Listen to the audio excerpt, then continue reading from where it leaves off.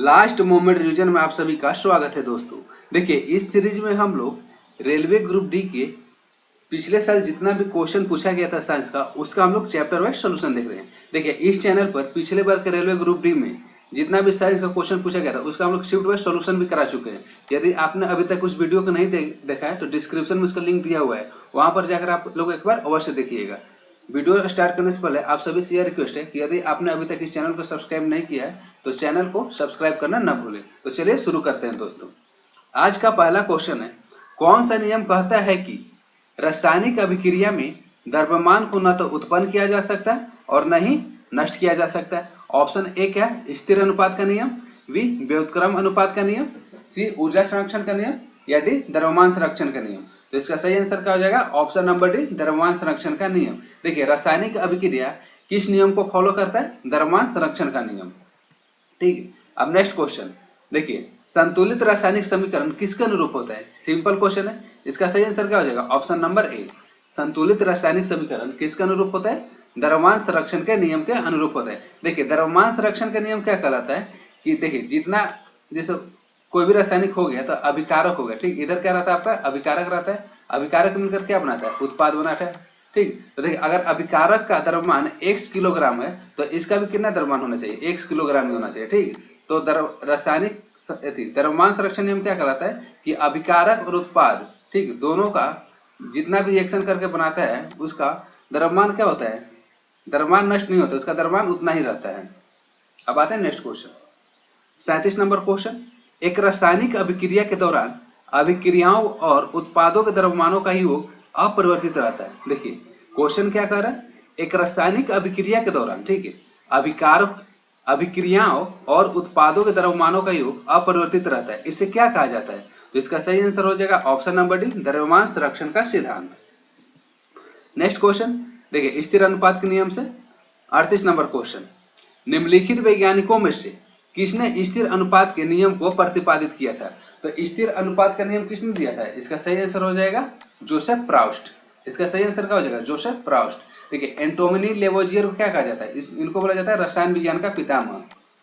रसायन विज्ञान के पितामह किसे बोला जाता है?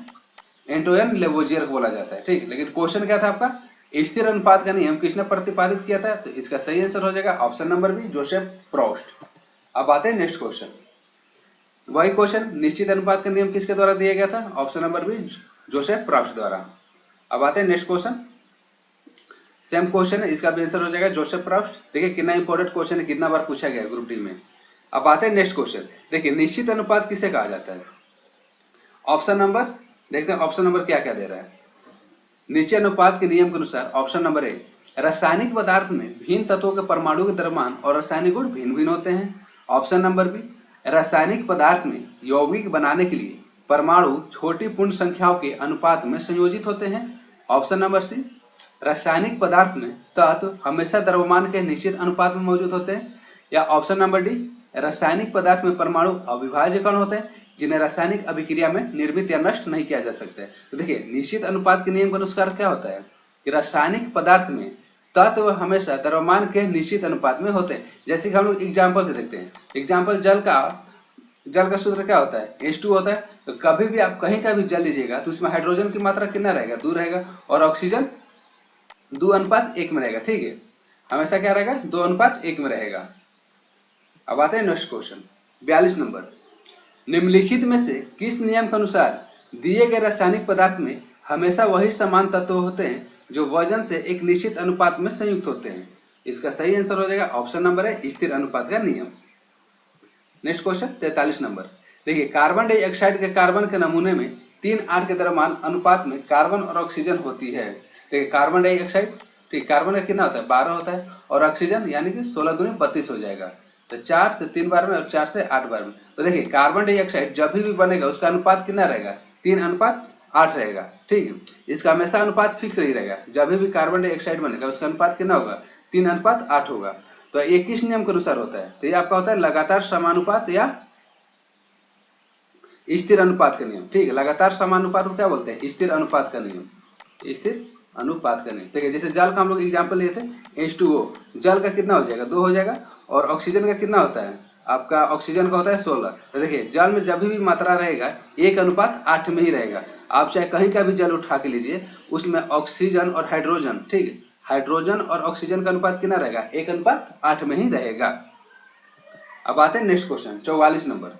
देखिए डाल्टन का सिद्धांत किस नियम पर आधारित था? इंपॉर्टेंट क्वेश्चन है। डाल्टन का सिद्धांत किस नियम पर आधारित था? तो इसका सही आंसर हो जाएगा ऑप्शन नंबर बी।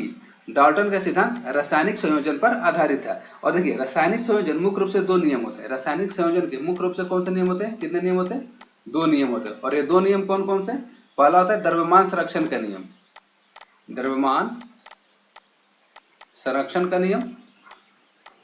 और दूसरा कौन सा होता है? दूसरा होता है आपका निश्चित अनुपात का नियम। दूसरा क्या होता है? निश्चित अनुपात का नियम, ठीक है। क्वेश्चन आपका क्या कर रहा है, इंपॉर्टेंट क्वेश्चन है। डाल्टन का परमाणु सिद्धांत किस नियम पर आधारित था? तो इसका सही आंसर हो जाएगा रासायनिक संयोजन। और रासायनिक संयोजन के 2 नियम होते हैं, एक होता है द्रव्यमान संरक्षण का नियम और दूसरा निश्चित अनुपात का नियम। अब आते हैं नेक्स्ट क्वेश्चन, वही सेम क्वेश्चन है। डाल्टन का सिद्धांत किस पर आधारित था? रासायनिक संयोजन के नियम पर आधारित था। अब आते हैं नेक्स्ट क्वेश्चन 46 नंबर। देखिए 46 नंबर क्वेश्चन क्या कह रहा है, डाल्टन का परमाणु सिद्धांत निम्न में से किसके लिए एक स्पष्टीकरण प्रदान करता है? तो देखिए इसका जो सही आंसर हो जाएगा, इसका हो जाएगा ऑप्शन नंबर बी, द्रव्यमान संरक्षण और निश्चित अनुपात का नियम। वो क्यों होगा? क्योंकि रासायनिक संयोजन को फॉलो करता है, ठीक है, रासायनिक संयोजन को फॉलो करता है, रासायनिक संयोजन पर आधारित होता है। और रासायनिक संयोजन के अनुसार इसके कितने नियम होते हैं? 2 नियम होते हैं। कौन कौन सा होता है? आपका द्रव्यमान संरक्षण होता है और निश्चित अनुपात का नियम होता है। तो 46 का सही आंसर क्या हो जाएगा? Option number B. अब आते हैं नेक्स्ट क्वेश्चन 47 नंबर। देखिए डाल्टन की पद्धति के अनुसार निम्न में से कौन सा कथन सही है? ऑप्शन नंबर ए आते हैं, समान तत्वों के अणुओं का परमाणु द्रव्यमान और आकार समान है परंतु रासायनिक प्रकृति समान नहीं है। ऑप्शन नंबर बी, एक अणु प्रोटॉन, इलेक्ट्रॉन और न्यूट्रॉन में विभाजित होने योग्य होता है, ठीक। ऑप्शन नंबर सी, समान तत्वों के अणु परमाणु द्रव्यमान अलग है। ऑप्शन नंबर डी, परमाणु पदार्थों के अविभाज्य कण है। तो देखिए डाल्टन के पद्धति के अनुसार कौन सा सही है? इसका सही आंसर हो जाएगा ऑप्शन नंबर डी। डाल्टन के अनुसार क्या था कि परमाणु पदार्थों के अविभाज्य कण है। डाल्टन ने क्या कहा था? किसी भी पदार्थ का परमाणु को विभाजित नहीं किया जा सकता है। तो इसका सही आंसर क्या होगा? 47 का option number D. 48 number question देखते हैं। देखिए निम्नलिखित में से क्या डाल्टन के परमाणु सिद्धांत की अवधारणा नहीं है? ऑप्शन नंबर ए, विभिन्न तत्वों के परमाणुओं में विभिन्न द्रव्यमान और रासायनिक गुण होते हैं। ऑप्शन नंबर बी, यौगिक बनाने के लिए परमाणु छोटी पूर्णांक संख्या के अनुपात में संयोजित होते हैं।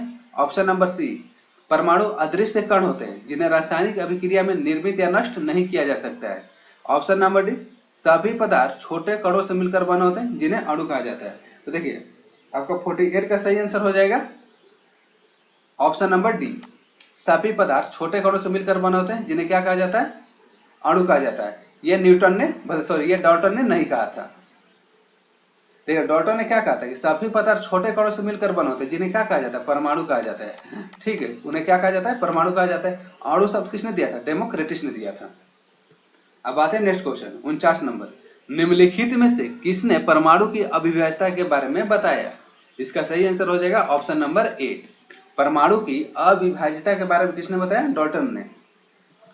50 नंबर क्वेश्चन, डाल्टन के परमाणु सिद्धांत की कौन सी अभिधारणा द्रव्यमान संरक्षण के नियम का परिणाम है? तो देखिए 50 का आपका सही आंसर क्या हो जाएगा? ऑप्शन नंबर डी इसका सही हो जाएगा, ठीक है। क्वेश्चन क्या कर रहा है? डाल्टन के परमाणु सिद्धांत की कौन सी अभिधारणा द्रव्यमान संरक्षण के नियम का परिणाम है?